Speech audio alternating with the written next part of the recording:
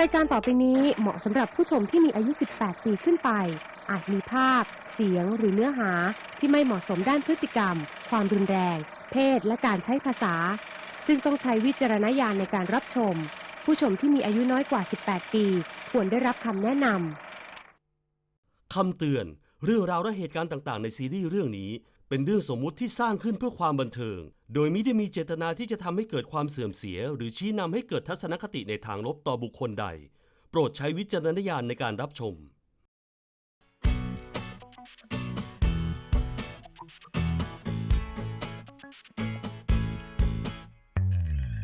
ไม่เคยต้องคิดอะไรไม่เคยจะต้องวุ่นวายจะทำอะไรก็ตามที่ฉันสบายไม่เห็นต้องมีภาระให้หนักหัวใจแต่พอมาพบกับเธอทำให้ฉันต้องงงจะทำอะไรก็ดูสับสนว้าวายสมองฉันเป็นอะไรมากมายหรือไงไม่รู้เพราะความใกล้ชิดหรือพรหมลิขิตที่เธอไม่ฉันหวั่นไหวเท่าที่ฉันได้รู้ตอนนี้ใจมันสุดจะทรมานสั่นสะท้านเมื่อเธอสบตาเพลอรักเธอจนได้หยุดยังไงไม่รู้เลยเกิดมาไม่เคยจะเป็นขนาดนี้ตกลงรักเขาจริงๆทิ้งลงไปไม่รู้ตัวปีนขึ้นมาไม่ไหวก็เพราะเธอ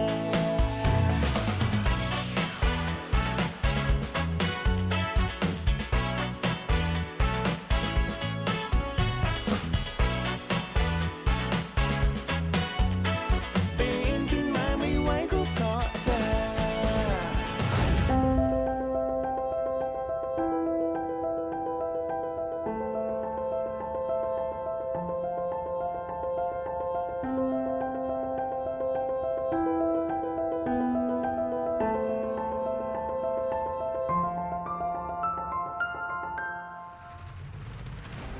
สวัสดีครับคุณผู้ชมทุกท่านยินดีต้อนรับทุกท่านเข้าสู่เรื่องราวความน่ารักของคนคลั่งรักที่ถูกดัดแปลงมาจากนวนิยายขายดี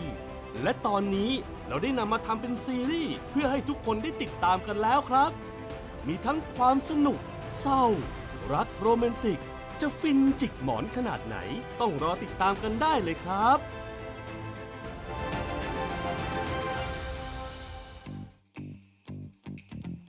แต่ตอนนี้เรามาพูดคุยแบบเจาะลึกกับเบื้องหลังความเป็นมาของนักแสดงที่กว่าจะมาเล่นเป็นตัวละครหลักให้กับซีรีส์เรื่องนี้ที่จะทำให้ทุกท่านฟินและคลั่งรักไปพร้อมกับพวกเขาในฟิวเจอร์วิศวะสุดหล่อกับคุณหมอของผ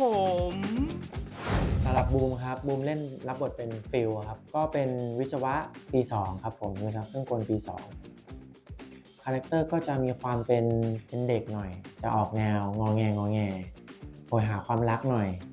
แล้วก็พอเป็นเด็กเนี่ยเขาก็จะมีความที่แบบจะขี้งอนหรือว่าจะออกแนวแบบเอาแต่ใจหน่อยได้ครับก็ของหมอนาฮะคือต้องบอกก่อนว่าผมอะค่อนข้างแบบว่าชอบคาแรคเตอร์หมอนามากคือเขาเป็นคนที่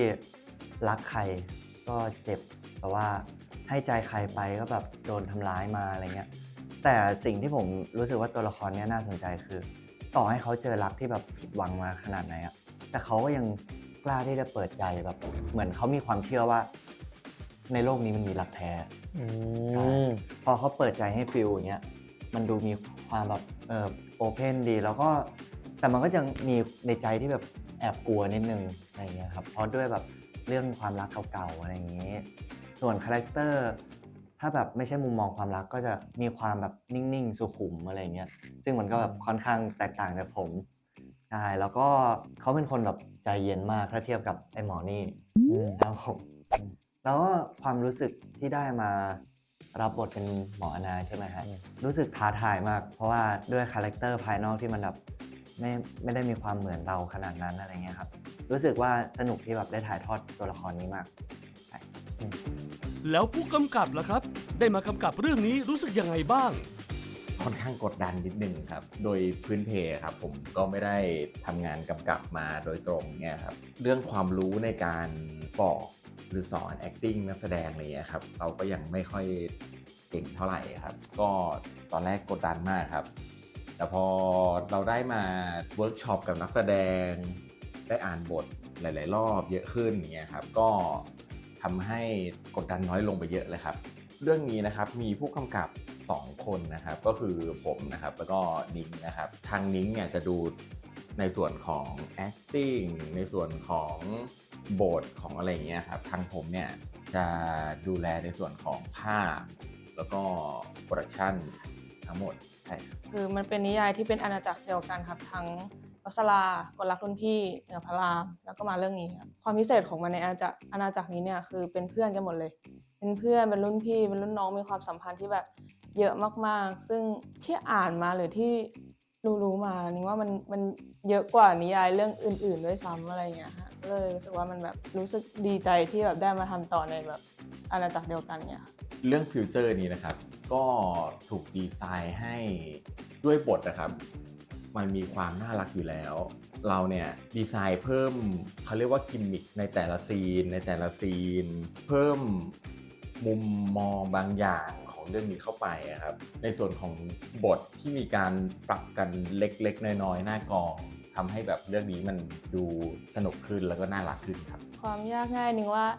จากการที่เราทำซีรีส์ที่มันมาจากนิยายนี่ว่ามันจะต้องมีการดัดแปลงแหละให้เข้ากับยุคสมัยทั้งแบบภาษาหรือว่าเนื้อเรื่องแต่ว่าในการดัดแปลงของเราเราก็อยากที่จะคีปความเป็นนิยายเพราะว่านิยายเขาก็จะมีแฟนนิยายของเขาเนาะเราก็ไม่อยากทำให้มันสูญเสียอรรถรสที่เขาแบบเสพมาก็เลยพยายามที่จะปรับเพื่อให้มันสมดุลที่สุดถ้ายากไหมนึกว่ามันก็ยากแต่ว่าคิดว่าเราทำได้ในปริมาณที่มันน่าจะโอเคกับทั้งแฟนนิยายแล้วก็แฟนซีรีส์ที่เคยดูเรื่องเก่าๆมาด้วยอะไรเงี้ยค่ะ แล้วตัวละครมีความแตกต่างกับทั้งสองคนไหมครับ รู้สึกว่าการเป็นวิศวะจะมีวิธีคิดที่คล้ายๆกัน แบบเป็นวิธีการแก้ปัญหาอะไรแบบเนี้ย มันจะเป็นกระบวนการอย่างนี้ป่ะ ใช่ อ่า คือบูมก็จบวิศวะมาคืออย่างฟิลเนี่ยอยู่ปี2อาจจะเด็กกว่าหน่อยแต่เรียนสายเดียวกันไงเราก็เข้าใจแหละว่าเขามีความคิดยังไงแต่ว่าสิ่งที่แตกต่างกันคือตัวเขาจะมีตัวฟิลจะมีความใจร้อนมากกว่าจะมีความเป็นเด็กมากกว่าเนาะจะออกแนวงอแงแต่ว่าตัวพี่ตัวพี่บุ๋มไม่เป็น ใช่ตัวบูมจะใจเย็นกว่าเยอะครับแล้วก็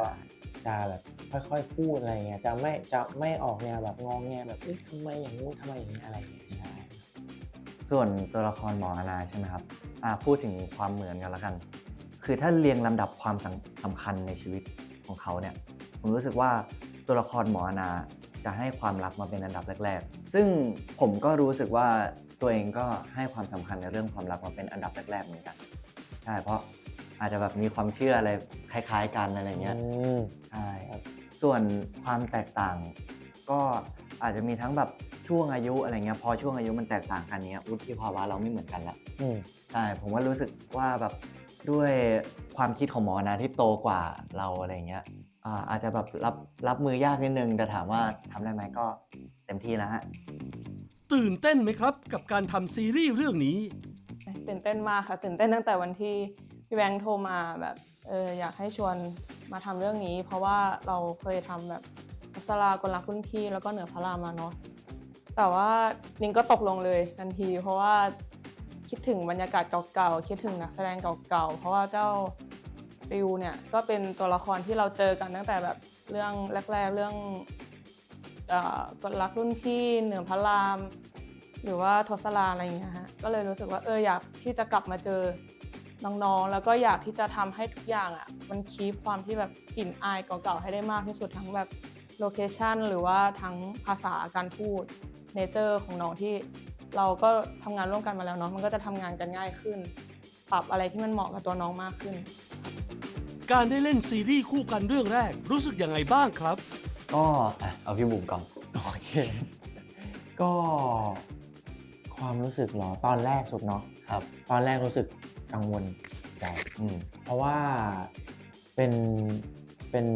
ซีรีส์เรื่องแรกที่เราสองคนเล่นเป็นนักแสดงหลักเนาะเราอยากทำให้มันออกมาดีเนาะดังนั้นมันก็กังวลแต่ว่า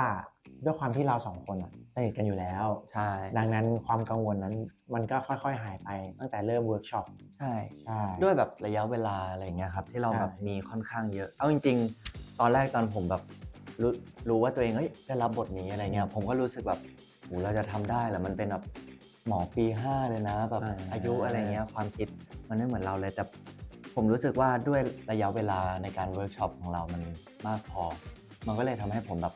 พอมาเข้าถ่ายจริงๆเนี่ยมันมั่นใจขึ้นอะไรเงี้ยแล้วบวกกับมีพาร์ทเนอร์ดีๆอย่างนี้ด้วยฮะเฮ้ยเป็นไรนะฮะ แอคหน่อยไง อ๋อ ทุกวันนี้กังวลไหม กังวลนะ กังวลว่า ผมจะต่อยพี่ตอนไหน ช่วยเล่าความรู้สึกที่ได้ออกกองวันแรกหน่อยครับ เอาของผมก่อนนะได้ ได้ ซีนแรกนี่ถ้าจำไม่ผิดตอนนั้นถ่ายที่ช่วงร้านทันตะอะไรเงี้ยใช่ไหม ใช่ ช่วงคิวแรกอะไรเงี้ยฮะต้องบอกเลยว่าคิวแรกผมปรับตัวไม่ได้ ระหว่างถ่ายเราก็จะมีความง่วงความแบบ ผมรู้สึกว่าช่วงแรกๆผมเครียดมากในการถ่ายทอดตัวละครเนี่ย ใช่เหมือนแบบเรายังไม่ชินมุมกล้องไม่ชินคาแรคเตอร์อะไรเงี้ยขนาดนั้น แต่ก็รู้สึกว่าผ่านไปได้ด้วยดีนะสำหรับคิวแรก สำหรับบูมเนาะทุกคนเคยรู้สึกแบบไปโรงเรียนวันแรกปะ ไปโรงเหมือนแบบโอ้โหนี่คือสิ่งแปลกใหม่ ใช่ นี่คือสิ่งที่ท้าทายสำหรบเราอ่ะ มันดูอะไรก็ตื่นเต้นไปหมดแล้ว แบบวันนี้คือเราต้องทำวันแรกออกมาให้ดีอ่ะ ใช่ วันต่อมาเราถึงจะโอเคอ่ะ ใช่มันเหมือนฝันเลยเนาะแบบ ใช่ รู้สึกไหมแบบว่าเอ้ยซีรีส์ที่เราเวิร์กช็อปมาแบบใช้เวลานานอะเป็นปีอะแล้ววันนี้เราได้มาถ่ายแล้วอะมันรู้สึกเหมือนฝันเลยอะแบบเฮ้ยซีนนี้เราเคยอ่านในบทนี่ อะไรเงี้ยแล้ววันนี้เรามาถ่ายอะ ก็เรารู้สึกเหมือนแบบโหนี่เราทำได้จริงๆใช่ไหมเราเห็นมาเป็นเบรกดาวน์แล้วโอ้โหนี่มีทั้งหมดเป็นหลัก10 ซีนนะเนาะแต่สุดท้ายแล้วมันก็ทำได้ครับแล้วก็ผ่านไปได้ดีก็รู้สึกดีใจครับ แล้วก็ภูมิใจกับทั้งทุกๆคนในกองรวมถึงบิ๊กบูมด้วย ขอบคุณครับ เบื้องหลังความฟินยังไม่หมดเพียงเท่านี้นะครับ ติดตามได้ในเบรกต่อไปครับ เพลอรักเธอจน